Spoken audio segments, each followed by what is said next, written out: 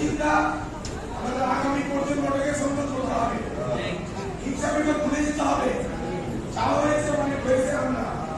আমি আপনাদের সভাপতি দিদি আমি বলতে চাই, এই অর্জনকে কিছু অসাধু ব্যক্তি বাঞ্চাল করার জন্য এই সমাজটাকে নষ্টের পথে নিয়ে যাচ্ছে, পরিকল্পনা করে যাচ্ছে।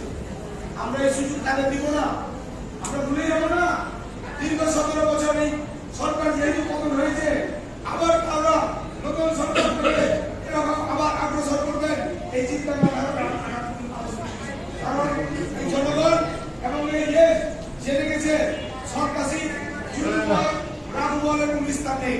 তাই আমরা নাকি যারা নাকি আমরা এইসব চিন্তা ফিকির আছি যে আমরা লুটপাট করে ভূমি দখল করে বিস্তার করে কিছু করবো,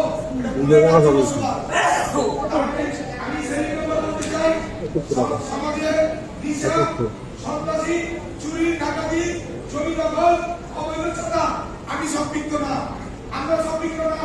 কেননা এখন অনেক অসাধু ব্যক্তি মুষ্টিমহল বানিয়ে কারবার করছে এসব নিয়ে। আমি হুঁশিয়ার করে বলতে চাই,